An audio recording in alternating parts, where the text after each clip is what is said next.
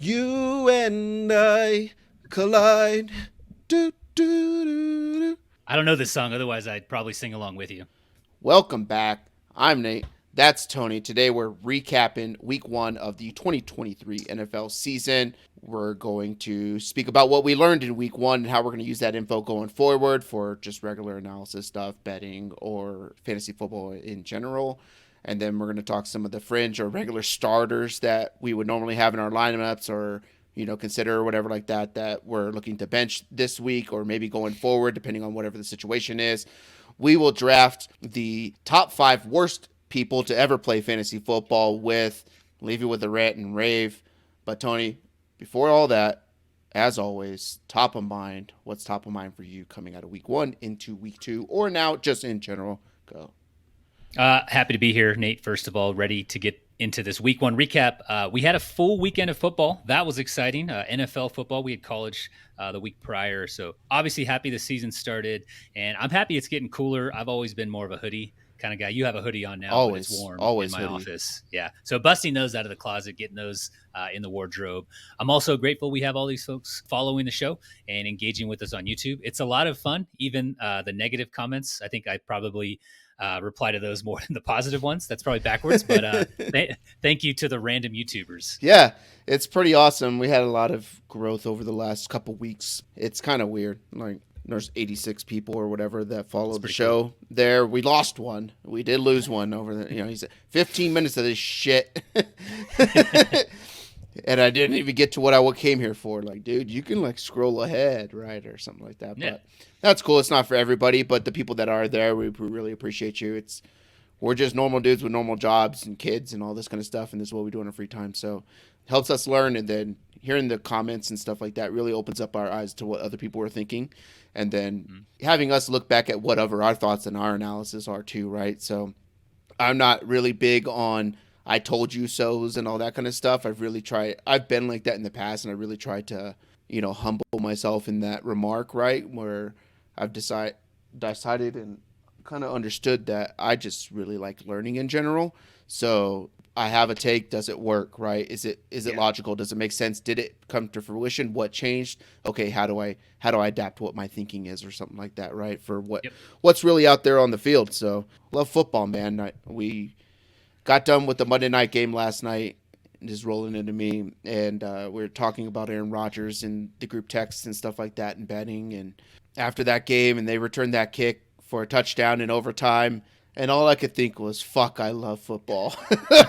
like, God, it's just so good. Like the whole weekend, it was so nice. Like I haven't really taken a break in like a couple years, and from like life and school and all that kind of stuff, and I've done that this semester or this fall, and it was just so nice to just sit on the couch with nothing to do.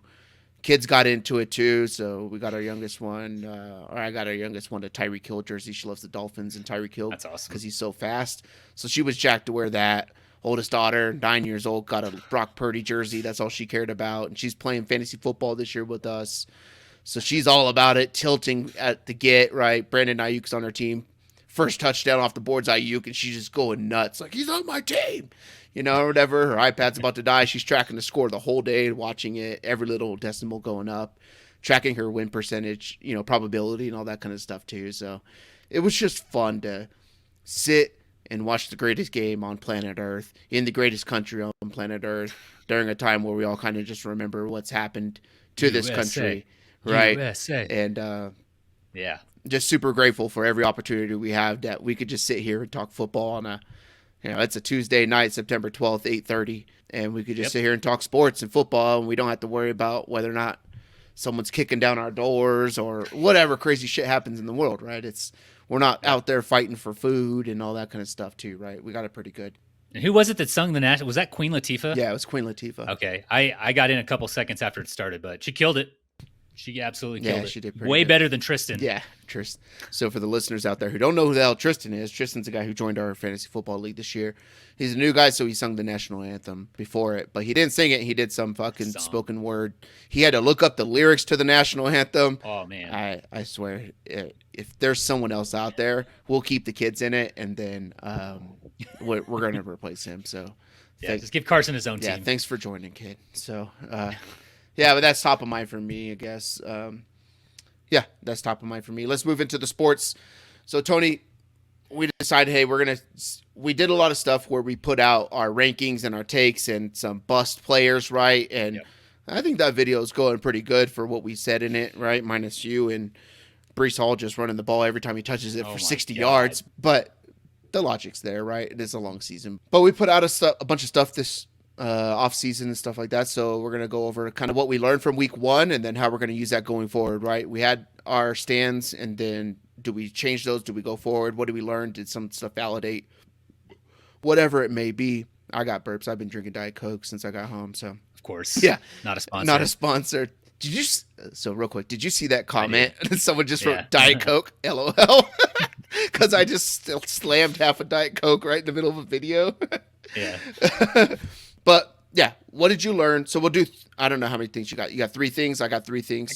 I got 4 Cool. things. So you go first. I did bring 4. You go Okay. first, and then we'll just alternate what we learned and kind of what we're going to do about it, and we can comment on each other's stuff. So I know you have like one for every single NFL team, so I try to I tried to narrow it down. For the people I on- have 3 or 4 here. on the audio version, I have a book here that's going to be my book, and you can hear the pages. I know people don't like pages, but breakdowns of every game, you can see it on YouTube. So It's a paragraph on every single yeah, team. it's Ridiculous. It's half a page on every team in note form. So apologize for all the extra sounds, but that's what he's talking about.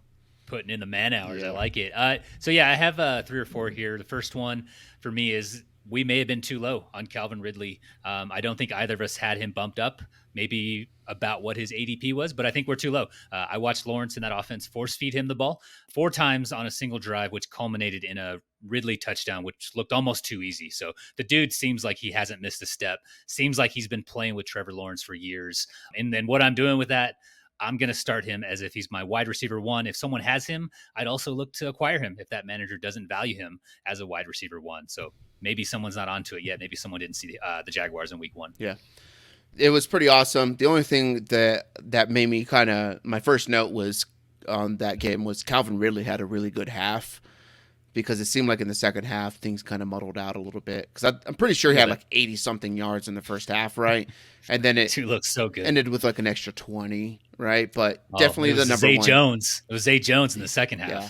Yeah, that was Made a pretty sick catch. that was interesting, right? Because Zay Jones was the other wide receiver in 2 wide receiver sets. It wasn't in the Christian 11 Kirk. personnel. It wasn't Christian Kirk, right? So when they had 2 wide receivers, Zay Jones is sitting there. Be kind of wary about what Christian Kirk looks like going forward. But they do have Kansas City, so with Travis Kelce potentially and Chris Jones just signed, so I think that's going to be a shootout. But Could be. Yep. My number 1 is going to be on the Carolina Panthers. Bryce Young. I believe it was in the NFL draft recap I did with Terrence on the show way back. It's an easy to find thumbnail if you're on YouTube or whatever, or you can scroll down and find that show. But we did a recap on the first 3 rounds of the draft. And my concern with Bryce, I thought that Carolina screwed up by going Bryce Young and not CJ Stroud. And a lot of it was due to the fact that his velocity on throws on deep balls dies dramatically, a lot more than the normal average player, a lot lower, or a lot more than below average players. Mm-hmm. So my concern was that you can get away with that in college ball, where your wide receivers are running 10 yards away from everybody. But in the NFL, those are all interceptions. And this week he threw 2 passes that were over the 15-yard mark, and they both went to Jesse Bates. The rest of his attempted passes were within like that 10-yard range and lower. So everything was kept fairly short. I don't know if that's really a product of they recognize that, hey, his arm strength needs to get better or something like that. I'm not sure how much you can do of that at, your early to mid 20s and stuff like that. I assume they can figure that out, or how to put people in better positions. Or can he just not see over the line? The dude is small, so can he see down the field that far while people are consistently rushing at him, right? So we saw some okay things in the preseason and some stuff in practice. But, when you got absolute assassins coming at you, 4 of them, 5 of them, 6 of them, possibly 7. And teams are willing to play man because they don't think you're going to be able to see, or you're going to panic and not be able to see. I think that's going to be an issue. And for that, I can't roster anybody on Carolina besides Miles Sanders. I think they're going to go into a run-heavy team, kind of like how the Falcons do, and try to limit all that kind of stuff and then work off the play action. But you can't start a wide receiver. And I get that Hayden Hurst had some catches and stuff like that, but Jesus Christ, like, I'm not going to bank my season on Hayden Hurst. So, yeah, and I was happy to see Jesse Bates with the 2 picks because I think we talked quite a bit about him this offseason. Yep. So good to see there. My next one is Javonte Williams. He had a promising week 1. We talked so much about him as well. I feel like we just kind of have to mention him here. Coming off the knee injury, pretty significant knee injury. This was his first game back, like his first full game. They gave him 13 carries, 6 targets, and Denver really didn't play that well on offense. Javonte finished with just 10 PPR points, but again, they didn't play well. I think they scored 16 points on offense, which we're back to that damn Broncos not scoring 18 points and losing again, which that's just, we're picking up where we left off, so hopefully that stops. But what I'm doing with it, I'm still going to start him where I have him with confidence. I think that workload is fine if that's where they have it, but I think it is going to go up. You love to see the 6 targets, that's for sure. Yeah, we talked pretty heavily on Javonte Williams over the offseason. My thing is that my first note was, like, the Broncos are good, right? They lost a football game, but they're really damn good on offense, and the defense is okay. I think the problem they had was the defense struggled to get off the field. Both defenses, them and the Raiders. Yep. There was only 12 possessions in this entire game. So each team only had 6 possessions. That's half of the NFL average. So on average, teams are getting 12 possessions. Yeah, they're still running plays and stuff like that, but there was nothing to get anybody off the field to get you more chances. Las Vegas with Jimmy Garoppolo is going to be a team that throws the ball short consistently, right? Devontae Adams will be fine in that offense, but they kind of just marched the ball down the field on each other and had 6, 7, 8, 9-minute drives. I think there was only like four of the drives were under 4.5 minutes or something like that of time. So they were getting a first down and going and getting a first down and going, right? And then they would stall out when they got close. So I think the Denver Broncos offense is good. It was nice to see Russ get everybody involved. You'd like to see him throw the ball down the field a little bit more, but maybe that's how they're bridging him into the offense a little bit more, right? Getting him more comfortable with what there's there and that what is there, and then look to take those shots going forward. But Javonte Williams getting all the run that he got, all that passing work too, right? In a game where they didn't have a chance to It's very condensed game. Get a lot of possessions out of it, right? You hope to get a quick turnover, right? And then, you get a turnover in their territory, and then get a shot play, a little screen pass, a little bubble out or something like that to the running back. But definitely on that upward trajectory of targets for this dude. He's going to have over 100 targets in this offense.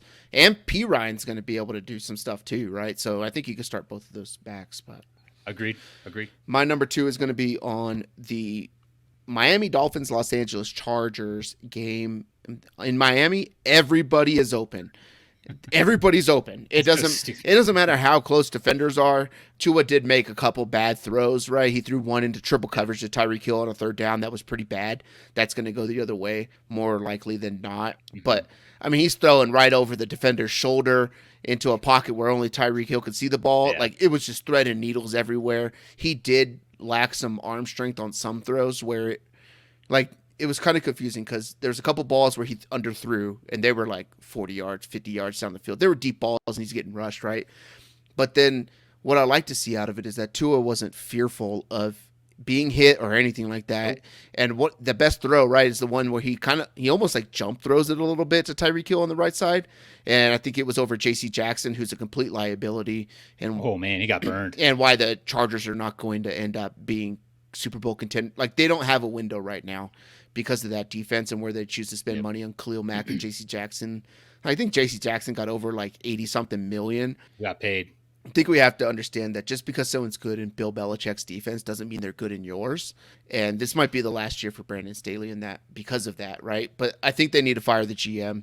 They're making all the wrong moves that, like, the offense is great, but you're not going to be able to stop anybody, right? So, but he made that throw, and he was getting rushed, and then he kind of goes like he's going to scramble out, then he decides to climb the pocket, almost like jump throw it. to Tyreek Hill, and that's the one that goes right over the shoulder of J.C. Jackson into the pocket of Tyreek Hill, and you're just like, how does he do this? But they're going to put up points. I think both of these teams are going to be track meet teams. We're going to look to, get a lot of points out of these games because the Vic Fangio defense was not the Vic Fangio defense.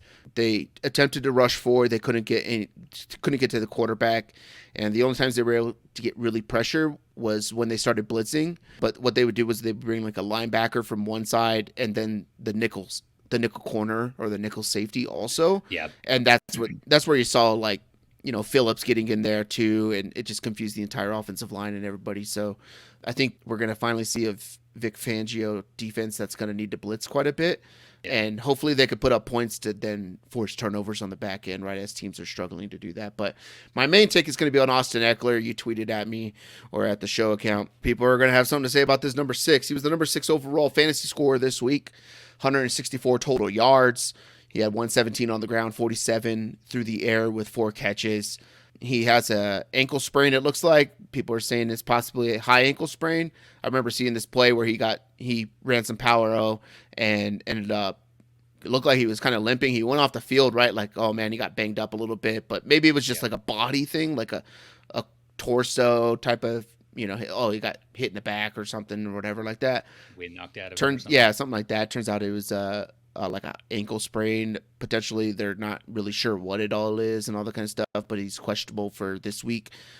Some of the fancy Twitter doctors are saying that it looks like a high ankle sprain that can end up sidelining him for 3 to 4 weeks minimum or something like that too. Mm-hmm. But the thing, right, and I get the results are the results, right, and you have to factor these things in, but I don't think that it's smart to count on them for production.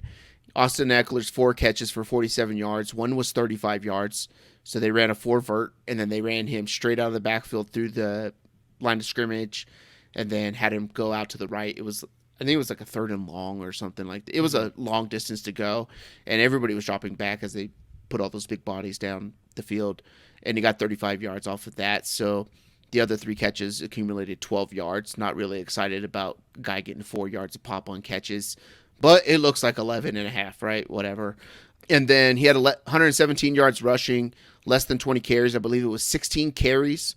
We talked about it in the AFC coaching changes where Kellen Moore's offense is going to be more, vertical. We saw that a lot. They didn't have a high ADOT, but I think they were hitting a lot of stuff underneath because the Dolphins were more worried about the deep pass, right? Those dudes are massive, so you don't want them down the field one-on-one. You're letting up 40, 50 yards. But we saw a lot of we talked about the run blocking. They used to run a lot of zone in this offense, and now there's going to be a mix of zone and a lot of power power run scheme, which means that it's in between the tackles, and that was a concern for us. We brought it up about his rushing ability and his ability to stay healthy in that type of offense, right? Those players take a beating. That's why Zeke was that dude who did a lot of that. Pollard did a lot of the outside stuff in Dallas. And in 1 week, Austin Eckler has an ankle thing. You could tell he was gassed halfway through the game as well. I don't know if that's just conditioning from not playing in the preseason or anything like that. Possibly, yeah. But, I mean, he's just getting pounded and pounded in between the tackles and stuff like that. And it's exciting to see out of the Chargers because they're just like, we're going to run it down your throat. Boom, boom, boom. Him and Josh Kelly. Josh Kelly actually outperformed him because Austin Eckler at the ripe age of 28, a guy who's never ran for 1,000 yards in his life, and anytime he's gotten close to it, he's gotten hurt. Ran for his longest rush of his career of 55 yards in this game. So subtract 55 from 117, I don't know, whatever that is, subtract that, maybe average it out to 5-6 yards or something like that. You're looking at a guy who had, outside of those 2 big plays, and granted, you have to factor him in, but you can't count on this. The guy's a 74-yard, 1 touchdown guy. That's 13 points, or something like that, 14, 15 points in PPR. Do you want that out of your top 5, 6, 7 pick in the NFL, fantasy draft? I don't think so. Josh Kelly is a dude that you're going to want to roster. You're going to want to pick him up on waivers. This is going to come out after a majority of people's waivers run or something like that. But he had 16 for 91 and a touchdown. He didn't catch passes or anything like that, but they're not going to really throw the running backs in this offense. We saw that. So Austin Eckler, I think, had 5 catches or 5 targets out of the game, and that was all that went to running backs in the game. So 5 times 17, Tony, that's 85.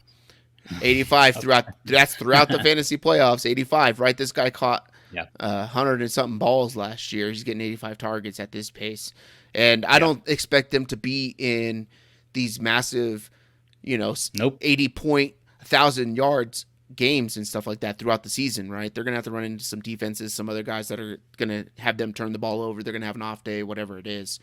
Denver, Las Vegas, slowing the game down, Yeah, right? all that Limiting kind those of stuff, right? possessions. Yeah. So, I just think it's going to be difficult for Austin Eckler to beat a value, especially if he's going to continue to get hurt. And I think that if you are in dynasty leagues, it's very, I'm a very, I'm cool using all my fab in dynasty because you get to keep that player, right? So you get to keep that player. I think this is Austin Eckler's last year in Los Angeles, and then Josh Kelly's going to take over from that because he's just a bigger back who can take that beating, and he looked really damn good in this offense for what they want out of it, right?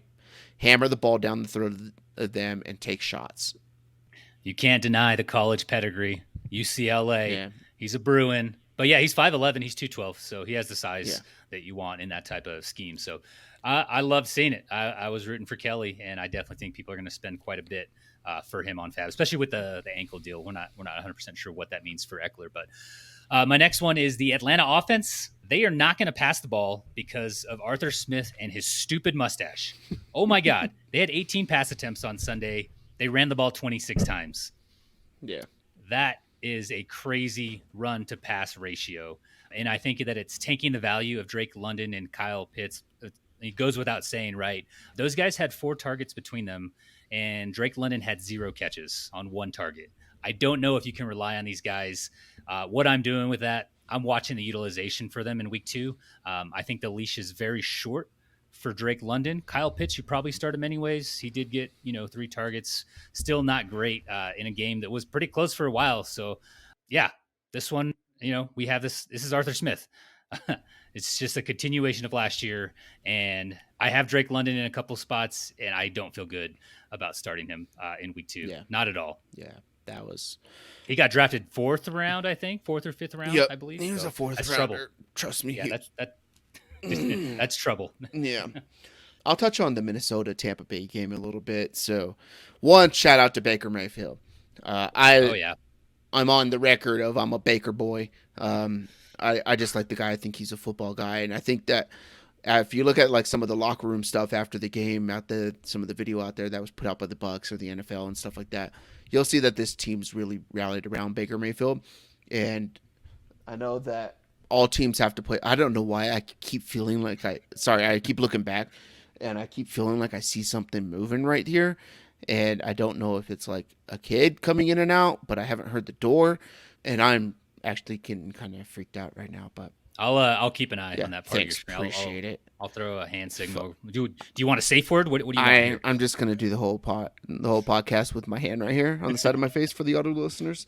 All right. But you saw how happy the entire team was for Baker Mayfield, right? He gets shit on so much, and for them to go get a win was something really big for that team. Mike Evans getting himself a touchdown. I think he's a 1,000-yard receiver once again. They're going to be able to take those shots. I don't think that Tampa Bay is a team that's going to compete for a chance at the division title or anything like that. They're just not that great. They got kind of lucky that they ran into the Minnesota Vikings who can't block, which is going to be a real big problem for Kirk Cousins. We saw him quarterback. The whole show was about him getting smashed and just taking hit after hit after hit, and he gets up, and the dude's a warrior, but that led to turnovers in this game early in the first quarter. Fumbles.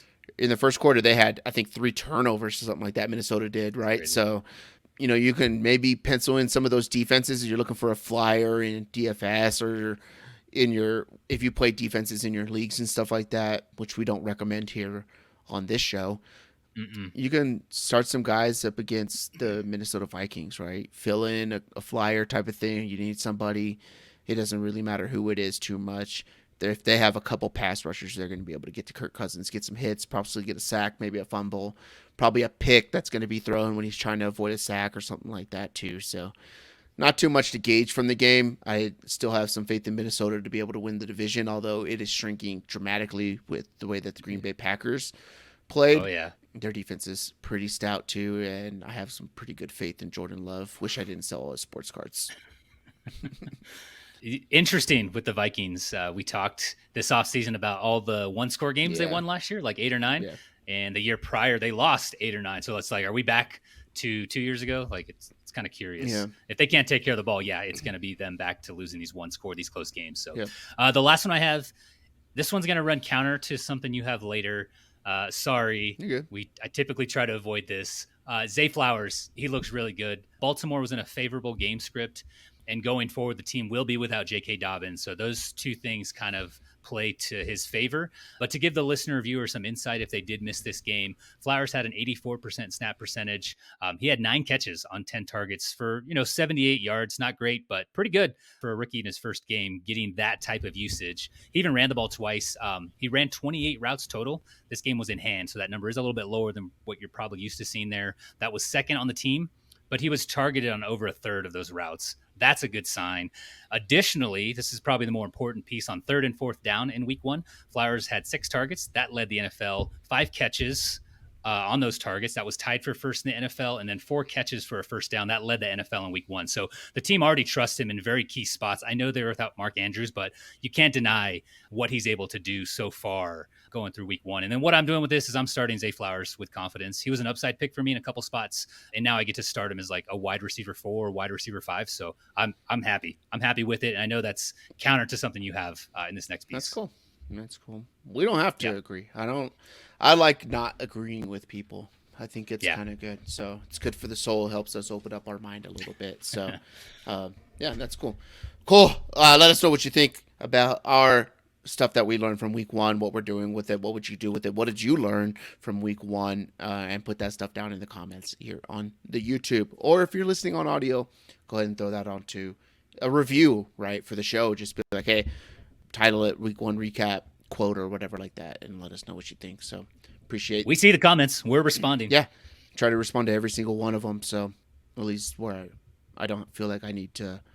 If I'm in a pissed off mood about something stupid, that's nothing about what's going on in the comment. I try to like take myself off the internet. So yeah, really, that's fair. really good at that. But cool, move on. Let's talk about fringe or regular starters that we're considering benching after week 1. We don't want to overreact, right? Like it's week 1. Technically, it's like week 4 of the preseason, and I think we saw that with a lot of the low scores out there, a lot of bad offense. People out there will blame the weather and stuff like that. The weather's really not a factor. Maybe a little bit in Cincinnati and Cleveland because that was like a downpour monsoon thing for hours and hours and hours before and during. Listen to one guy. He was saying that he got back to his hotel. The jacket he was wearing was hanging up for 2 hours and was still dripping water out of it. That's crazy. In his hotel room or something like that. But I got 3 takes here. I don't know how many you have or whatever like that, but I have 2. So cool. why don't you get us started? So number 1, you kind of brought it up, is Drake London. If this were a normal week, I would start him, whatever like that. I don't know what to really think when Drake London gets 1 target in a game. The Falcons played really good defense, and they want to run the ball. And if that's going to be the way they try to win games, or the way that they do win games, I don't see them going away from that. But it's very weird and hard for us to try to figure out what's going on here when you have first-round picks all over your talent pool, and they're not getting the ball for them to succeed. And I just don't know what to do about it. So for right now, I'm going to hold off on playing this dude because I'm not going to want to take a 1 target, 2 target, 3 target. Kyle Pitts got his targets like in the 4th quarter in that game, right? And he finished with like a 7-point stat line in PPR. That's not something you want out of Kyle Pitts. I can't start him. And then this week he gets Jair Alexander and the Green Bay Packers going down to Atlanta. Yep. You'll hear it on the next show, picking winners, but I'm taking the Atlanta Falcons in that game at home against the Green Bay Packers. Spoiler, Nate. Word. Jesus. Look, so you're going to have to understand why when you're going to have to watch the next show, right? It'll be out tomorrow or right after this and whatever. However, right? Picking winners week 2. You'll see that. All right. I didn't deconflict these, so my first one is also Drake London, directly related to my previous point about the Atlanta offense. 0 catches in week 1 on 1 target. Again, 4 targets between him and Kyle Pitts. And one of those catches Pitts made was ridiculous. So it looks like Ritter's on par with Mariota. He's going to have a hard time getting those guys the ball. You're not going to find any ceiling, though, with Drake London and Kyle Pitts, probably in most matchups. Definitely not for Drake London in week 2 with Green Bay coming to town. And you mentioned Jair Alexander. So I'm benching him, and I'm blaming Arthur Smith. Yeah. You're wasting talent. It's kind of sucks to see. It's hard though when the guy wins ball games. Like if they're gonna win ball games, like you can't. They're not gonna fire the guy, right? Like it's. I don't have these stats off the top of the head, but last year when Drake London did do a lot of his damage, it was when Kyle Pitts was injured. So Yeah. maybe we didn't look at that close Yeah. enough. So And the reason I brought up Drake London and not Kyle Pitts is because if you have Kyle Pitts on your roster, you probably have to start him. There's not another guy out there that you can really fill in and be like, yeah, I'm going to start this guy over Kyle Pitts because Kyle Pitts is such a higher draft pick, right? Drake London, there's receivers out there. There's Romeo Doubs, right, who's catching touchdowns. And granted, it's only a few passes, but he was looked to in the red zone in that offense. There's just other receivers out there that you can likely fill into that spot and feel okay about it. Puka Nakua's out there. You're going to spend to get him. Kendrick Bourne's out there. There's options. Yeah. Flyers you There's can take. options. My second one's going to be all of the Jesus. My second one's going to be all of the Washington wide receivers, and they're going into Mile High. Sam Howell took a lot of chances, one specifically right before the half that was really bad, where you don't want to see guys doing that kind of stuff.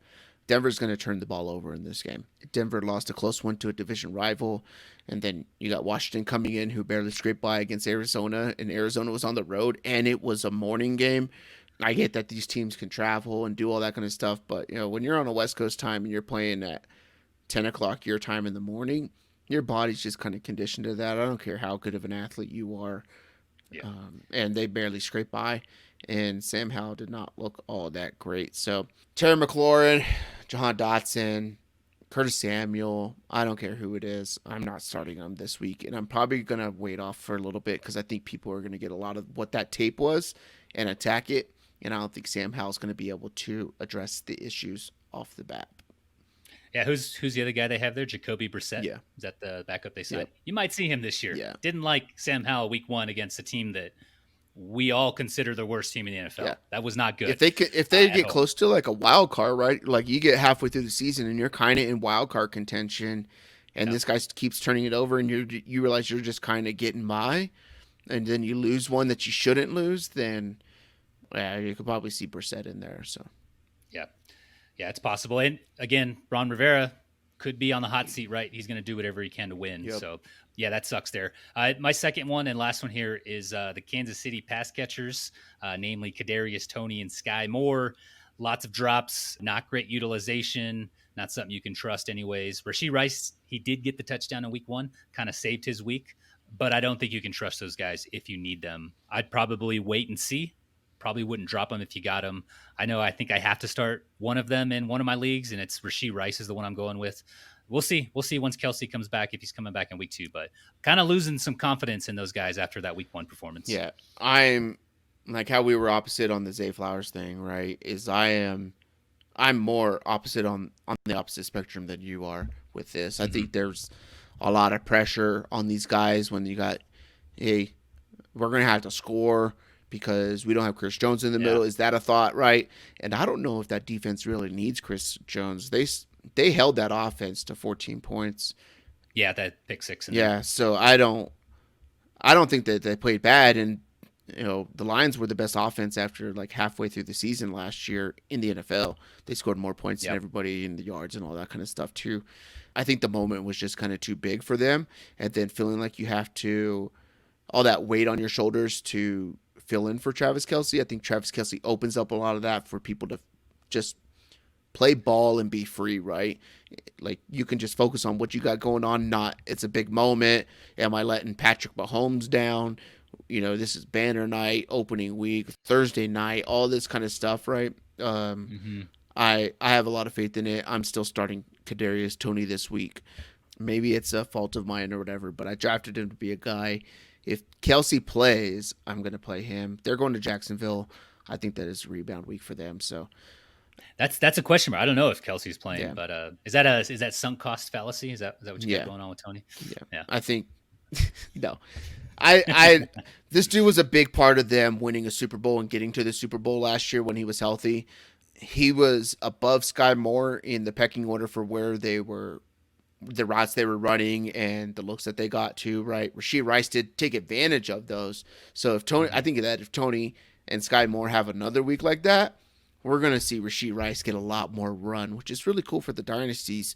Yes, please. Didn't get him in any of the redraft, right? I went into redraft saying I'm going to pick Tony, Sky Moore, and Rashee Rice in this offense. It's going to be one of them this year. It's going to have them all. Yeah, but I'm still on it. But my last one's Zay Flowers against Cincinnati. So Zay Flowers with his 9 catches on 10 targets, 78 yards.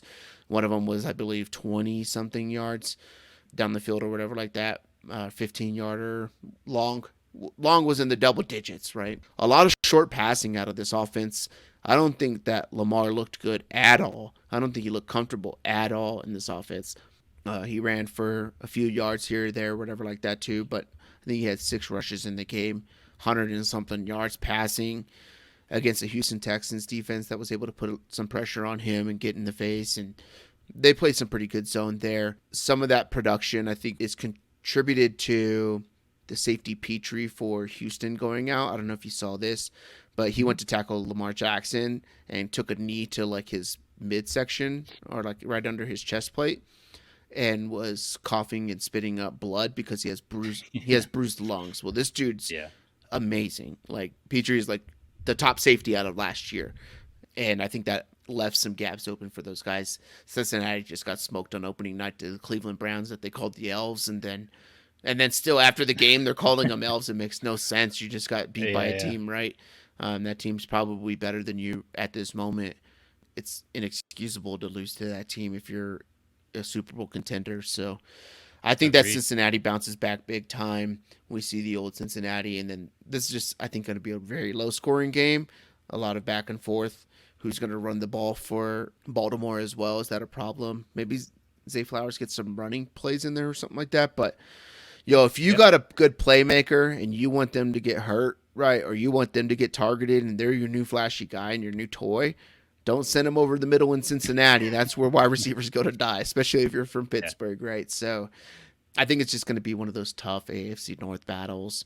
And I could see this being like a 14-17 game. Oh, God. Fucking 12 to 14, 12-17, under 30 points type of game. Where Tucker McPherson shootout. Yeah, that's what it's going to be, right? So I'm holding off on Zay Flowers. He wouldn't have been a guy that I was starting personally, and that's why, for me, he's in that fringe. It's a consideration. That's fair. Yeah, for me. So that's that. Let us know what you think about our fringe and regular players that we are considering benching or possibly benching, or we are benching in the case of everybody in Atlanta. Who are you benching going into week 2? Not to overreact, right? It's 1 week. It's a preseason week 4, but we got to take note of what we saw from usage and stuff like that. So let's move on. We got a draft. We like fantasy football. We are fantasy football drafters. And one thing about fantasy football is there's always somebody that you hate playing fantasy football with. So this week, Tony, we are drafting our top 5 worst types of people to play fantasy football with. Do you want the first pick or do you want the turn? Give me the turn. Ooh, okay. My number 1 is going to be the 3-for-1 trade guy. Every league has one of these guys who tries to tell you that, hey, you're getting some value. I'll give you 2 players. I'll give you 3 players for like this one stud. Look, they equal the same amount of points. No, they don't, because they take up 2 roster spots. And this is the same guy that sits there and sends 40 trades out a week to everybody in the league and then messages out, hey, send some offers out, let me know, or whatever like that. Oh, I'm shopping off these guys or whatever like that. And they're always looking for your number 1, and they're trying to give you 2, 3, 4 pieces to it when you got to drop half your other roster so that they can pick up those guys and take them, right? Get out of here. I just got one of these this week in a IDP dynasty, and this guy wanted like Myles Garrett and another top wide receiver for Van Jefferson, a second and a fourth. Get out of here. And this guy does it all the time. The 3-for-1 trade guy is my number 1. That was one of my picks. Nice. This fucker, he's sending these trades, 3 trash players, 3 bench players for like your wide receiver 1. Yeah. or you're running back 1. And then you respond to his trade like, what are you doing? He's like, oh, I was just opening trade discussions. No, the fuck you weren't. No, the fuck you weren't. All Can't these platforms have DMs, right? Sleeper has them. ESPN has a good chat feature now that you could use, right? And it's really good how they put it at the top corner of the app now. So it's kind of nice, right? Where you can see all the transactions and stuff. But yeah, I hate this guy. If you want to start trade discussions, send me a text. I know almost everyone in my league. Yeah. Like you have my cell Send phone me a number. text, man. All right, 2 picks here. First one, if you've listened to any of these, I hate it so much. It's the auto drafter guy. Some people will say, oh, he let the computer draft for him. It's his funeral. No, the computer, ESPN, Sleeper, Yahoo, the algorithm builds a very good roster. It doesn't just take like the top 7 wide receivers that happen to be at the top of the draft board. It builds a good roster. Most of the time you'll see that guy go to the playoffs, even if they don't manage their team very well as far as like the waiver wire. Make people draft their own team. I hate auto drafters, and I'm glad you changed the rule for TacoCorp, the league of record. Nice. Second pick. Man, that one gets me so angry. Second pick here. Why are you playing fantasy football? If you want to just make rosters and stuff, go play free daily, fantasy football. You can get a DraftKings or a FanDuel account or a Drafters account, an Underdog account, and you could play weekly games and just set a roster and play in free contests. Yeah. If that's what you want to do. Like, the best part of fantasy football is the draft. Everything after that is depression and anxiety. Yeah. 100% true. Second pick. It's going to be the guy who never pays on time. Some leagues have multiple, so the guys who never pay on time. I run a few leagues, and it's a pain in the ass as a commissioner without having to beg people for money. Now you add in texting, Facebook messaging, calling people, sending guys to collections. Us commissioners, Nate, we only have so much free time. Don't make us waste it begging you for the dues that you agreed to pay when you join the league. So there you go. Yeah, those were my other, my top 3. Right there that we just did, right? So my next one is going to be, it's even more irritating because I just front the cash. So there's times where it's like March, and if it's January, right, and the league's over, and I say dues were paid out and you haven't paid me at the time, I'm not even asking you. I just fuck it, whatever. I ate $100, but that's just me because I hate money. It's the dumbest thing I do is just pay everybody's fees and then hope that they pay and then I get refunded. So I did get that this week, so I got a refund. So that was kind of nice. My next one is going to be the play-by-play draft critic. So the Mel Kiper of everybody's draft. He's got something to say. Oh, you're reaching there, huh? Whoa, what a reach! Or what? Did you stretch? Did you stretch before you made that pick? Someone might have said that to me earlier this year, but it was the 6th round, logically, but. I think that was funny because you said that. It was me. Yeah. But you're not even really that guy either, right? In normal stuff. But there's always a guy who's like, oh, I had a 9th round grade. You didn't have a 9th round grade. Fucking Fantasy Pros did, you dumb fuck. Yeah. Or whoever you listen to did. Every pick, this guy's got to say something. Well, you don't even know this. Shut up, dude. And that's always the dude who's in the running for Sacco every single year. I don't know if this guy's wrapped up in this pick for you, but also the guy who's like, oh, you took my pick. Like, we're the first round. Of course I took CMC at the 3. You sniped me. I took Justin Jefferson number 1 overall. How am I sniping? Yeah. My next one, and it's funny because we have a comment that's in our YouTube feed of someone talked about this because some guy left a big old eulogy comment, right? And someone else commented on this, but it's the commissioner who changes the scoring format or the rules or the roster sizes without bringing it up to the league for a vote, and or does it after the draft. I play in a IDP dynasty where we start 22 players. We have tons of roster spots, right? And the bench was I think 14, 15 players or something like that. So it's kind of small for 22 player roster. And it didn't get changed. And we drafted, right? So everybody's figuring out all kinds of stuff. And they're like, hey, I got to drop this guy to make room because I can't make a waiver wire move. I got to get people in my taxi squad. And then after people dropped players and Fab is instituted, so you got to bid every single day for players.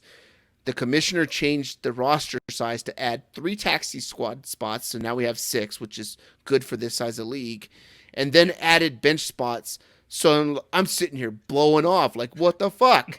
Like, I just dropped dudes that were rookies last year because I'd rather have these guys that I have now, and it's just wrong. Commissioners put it up to vote if you're going to change scoring. Like, scoring changed without us knowing, right? You see the notification, but we didn't vote on that scoring. We didn't vote on the roster size changing. We didn't vote on none of that kind of stuff. And people already made moves and did things. You already drafted and you changed the scoring. It doesn't make sense without bringing it up. There's a right way to do it. I think in our Champions League, that's like the league where we have like 3 players from 4 leagues all competing, all that good stuff. You've heard it before if you've listened. I think we like announced it before the rookie draft so people could kind of like phase into it, right? Yeah. Kind of have an idea of what they're going to do with those extra spots and all that good stuff. So, that's insane. Would never do that as a commissioner. I got 2 here. I'm going to go with the guy who never responds to trade offers. Outside of the draft, this is probably one of the most fun things to do. I send usually pretty fair trades, but for this guy, like, at least deny the trades. Like, I don't like when people just sit on an offer. Like, what are you waiting for? Are you waiting for the player, the one you're shipping away to get injured? We've seen some of those trades happen, and I think it should be illegal. I hate them. I don't want to just send a trade offer and withdraw it 30 minutes later because it hasn't been approved or denied. And I'm in a position where I'm waiting for someone, potentially get injured, one of the guys I want to trade for, right? So, the guy who never responds to trade offers drives me insane. Nice. Next pick, this is pick number 4 for me. I'm gonna go with the running back hoarder. I'm against positional limits. I think you should be able to build your roster however you want. But this is you, Nate. Almost every year, you overdraft the ever-living shit out of running backs no matter how much it hurts your team. Like, it'll be to your team's detriment, but you have 9 running backs and like 3 receivers. Mm-hmm. You're just hoarding them and you're creating a shortage for everybody else. I don't like that. That's nice. Yeah. I realized that if I went there in the draft, that's what I'm doing all year. That's what it is, right? How the draft fell to me. No. Yeah. You have backups on your team. Yeah. They're all getting hurt, dude. They're all getting hurt. I don't want to spend fab on them. So, my next one is going to be my next one's going to be the commissioner who allows league members to veto trades. Oh, I hate it. This is the absolute worst. If a trade goes through and you allow a league vote to happen and it's a fair trade, but you're playing that dude who's going to get Tyreek Hill, right? Yeah. But he just gave up Jamar Chase and Aaron Jones or something like that, right, to get this guy. And you're going to veto it because it's going to hurt you this week and you need to win to get in the playoffs, or I don't like this guy, or hey, let's all just veto this trade because they're going to hate it. Just dumb shit that happens, right? You're a commissioner. You allow trades or you don't allow trades. You can tell if it's collusion or if it's not collusion. You, as a commissioner, run your league. You are the final hammer. Put the gavel down, veto or not. Commissioners who allow the only trades that should be vetoed under any circumstances should be collusion. Yep. Like clear and obvious collusion. That's it. That's where that list ends. Yep. Bad trades, that's just someone taking advantage of someone. That's not even a bad trade is something you can't veto. Yeah. Okay. Last pick. My last pick is going to be, it just makes it uncomfortable to talk to the person, but it's the guy who's mad at everybody else for his team sucking because he can't figure out what coaches do, right, or anything like that. Someone has a bad week, he's tweeting at these players, this, that, the other, or he's blaming all this other kind of stuff, right? Like, we blame Arthur Smith for a lot of stuff, right? But it's our job to figure out what Arthur Smith is going to do and whether or not to get those players or not. We keep going back because we fall in love with talent, and eventually they got to use them. Well, it doesn't look like they're going to use them, right? So we just need to give up and say they're the Carolina Panthers, get Bijan, get Algier, and then call it a day. Fuck them all the rest, right? Like, until a new coach arrives, Kyle Pitts is not getting the ball. Drake London, not getting the ball. No. Accept it and move on. Or you could sit there and bitch for 4 months about it, and then go back the next year and be like, "This is the year. This is the year." You It's know? gonna be different. Yeah. Arthur has a mustache this year. He looks like Andy Reid. They're throwing the ball. Yeah. Yeah. That's that one. All right. It's pretty good. My last pick, probably going to appreciate this one. This one, shifting gears from managers to commissioners who forget to set the draft order that was agreed upon at the time of paying your dues during the offseason. I'm guilty of this. I was at a kid's birthday party. I got home too late to change it. The draft was going to start. I fucked up. And everyone, all the research they did, I had my guys pay on time. And if they paid early, they got their draft pick. That's kind of how we incentivized it. And I forgot to set the draft order. And all the research, all the mock drafting, total waste. Total waste. So, yeah, that commissioner, me, that's my last pick here who fucks up the draft order. Yeah, that's good. Do you have any honorable mentions? I did have a couple. I had the ridiculous fab offer guy. Yeah. So week 1, he's bidding, $75 for Cavante Turpin or some crap like that. Someone who should be $1, or nothing. Or he should be $50 into a G. Let's go. Or he could be $50 into what, $12.50? Yeah, $12.50. Yeah, that was a good. We'll talk about that on picking winners. I do have a question for you. You're going to need to answer. Yeah. The other two I had here, the Fantasy Guru subscriber. So they're tough to find. They're tough to find them, but if you're at a live draft with them, you can figure it out. Or sometimes they'll just reveal themselves. Yep. The other one is the Table Talker. So this is the guy who just can't keep his mouth shut during the draft. He's calling out sleepers. He's calling out handcuffs he doesn't want you to get. He wants to be drafted before, this player gets to you. They're there. You know who they are. They're doing that shit intentionally. Those are the three I had, though. Tony's draft. He's got the auto drafter guy, the guy who never pays on time, the guy who doesn't respond to trade offers, the running back hoarder, also known as me, the commish that forgets to set the draft order on time, and that is Tony. He hates himself, which is all a part of fantasy football, right? You hate your buddies, and then you hate yourself at the end of the day, right? You always come to. And then me, I got the 3-for-1 trade guy, the play-by-play draft critic, the Mel Kiper of your fantasy football league, the commissioner who changes rules and scoring without having the league vote, the commissioner that allows trade vetoes to happen by league members, and the guy who blames everybody else for his fantasy team sucking, like coaches, other players, spends his time on Twitter yelling at other players and all that kind of stuff. So that is that. Let's move on to rants and raves. Let us know in the comments who won that draft, or who's the worst, who's the guy that you hate playing fantasy football with, guy, gal, whatever. We use guy as, like we say, human, right? Type of player, type of man. It's just like man, or mankind. We're talking mankind, right? So, anyways, let us know who you hate to play fantasy football with in the comments. Moving on, rants or raves. Tony, you got a rant or rave before we get out of here? I have a rant. I'm going to wear the hat during it, so you might not see my eyes. Okay. Sorry. Let me know if you guys like the hat. Yep. Probably just going to wear it anyways. I spent some money on it, so I got to get a couple episodes out of it. But I'm going to rant about coaching calls, specifically from that Thursday night game. Detroit they really went for it. Like 4th and 2, 4th and 3 from their own 25-yard line. They did get it, but very dumb move early in the game. Not worth the risk. And then the Chiefs going for it. This was towards the end of the game. What was it, like 4th and 25 or something ridiculous on their own 40?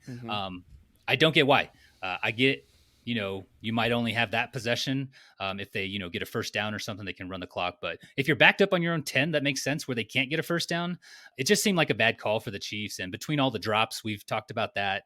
Kadarius Toney, some bad routes, and then the horrible 4th down call for the Chiefs. It seems like they just kind of gave the game away. It's a close game. And now we all have to hear about Detroit winning the Super Bowl this year, winning that division on all the talk shows. I'm not happy about it. Yeah. I don't think Detroit's that good. But not happy. What are you doing? You ranting or you raving? I'm going to rant, but Kansas City, what they probably should have done is have Patrick Mahomes get the ball in the gun and run all the way to the corner to the 9. Yeah. To the 9. They get the ball back. Yeah. And I think it would have been, they're up, down by 1? Yeah. So you get the ball back. The only thing you hope is that, because then you got to stop them going for 2 if they score a touchdown, right? That's it, right? So you got to stop them from going for 2, or you got to drive 98 yards, because maybe they just go for it, right? And say, screw it, whatever, you can't catch the ball, we're going to bring the pressure. Aiden Hutchinson has really like short arms for a DN, an edge rusher. So I noticed that out of that game, and it's he's good with his hands and hand fighting, but if he has to body up or he gets bodied up, he's taken out of the game. It's kind of awkward. So watch that one too. I'm going to rant about everybody cord cutting. Cord cutting is the worst thing that's happened to sports, and here's why. Yes. Everybody this weekend raved about how good NFL Sunday Ticket was on YouTube, and the streams were good and all this kind of stuff, right? Their quad boxes and all this kind of stuff, right?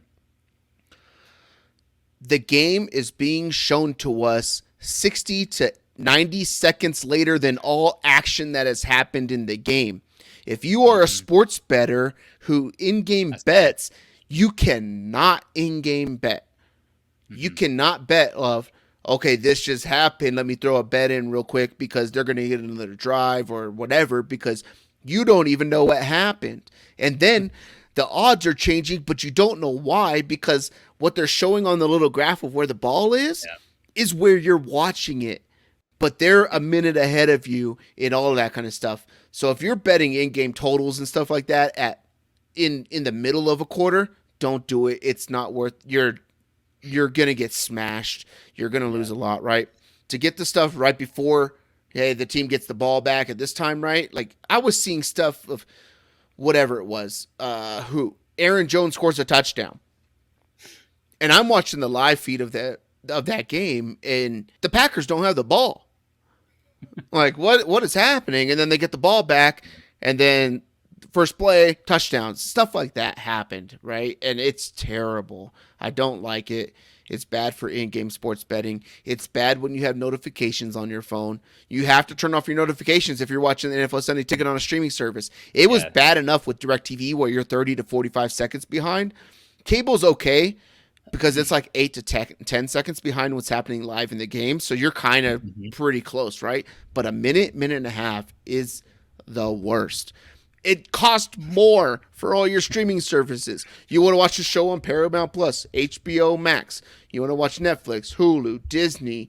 You need ESPN Plus. You need NFL Network to watch the 5 games overseas this year. NFL Sunday Ticket to see all this stuff. YouTube's NFL Sunday Ticket quad box feature is fucking terrible. It is so hard to find the combination that you want.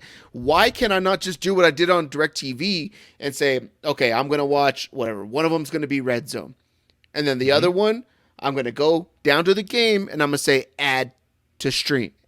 Add to picture, add to picture, add to picture. I want to do that on YouTube, and I can't do it, so I got to scroll across my TV and figure out which one is the right one that I want. It's just not fun. It's not good. I don't like it.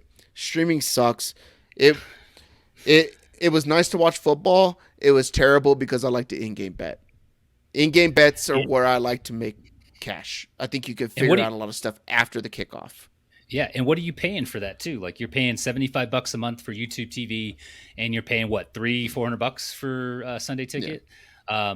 Not a sponsor, but I'm still gonna promote Sling. You can get it 50% off every month. Use a new email every month to get the promo. You're paying $20 for your ESPN channels, your NFL Network, and your Red Zone. You can watch most of the games there. Get the rest of them on, with a digital antenna for free.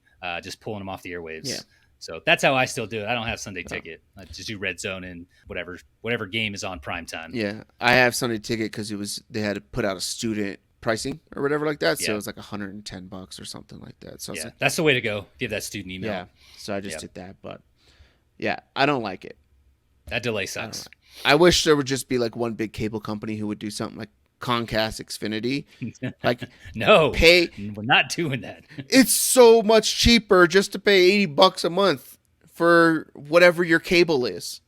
Because if you're willing to put in the time, you can be a coupon clipper and do Sling and Paramount. You can get that for free. You can get Apple TV for free from Best Buy for 3 months over and over. And you could, if you're willing to put in the work, you could get everything for under like $40 a month. Yeah. I guess people are just lazy though. I don't know. Yeah. I have integrity, Tony. So it's not illegal. It's not illegal.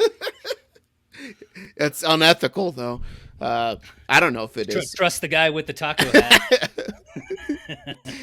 All right. Before we get out of here, be sure to hit like. That's the thumb right here. Leave a rating review on all your podcast platforms. Let us know what you think. Subscribe to the channel. Hit the notification bell. If you like it, you're here this long. You probably said okay. All right. The other guy, I don't know. He had like an American flag thing. He was out in 15 minutes. Said fuck this. He let us know. Thank you, guy. But if you're here for the long haul, thanks. And let us know what you want to hear about, what kind of stuff you would like to see on a week-to-week basis, too. We kind of put this together of what do we want it to be, how do we want to learn and keep going. So there's that. You can follow the show at TacoCorp Sports on every single social platform as well, and YouTube and Twitter, X. So you can follow Tony at TacoCorp Tony on all platforms, That's right. too. He changed his handle. It's pretty Official. cool.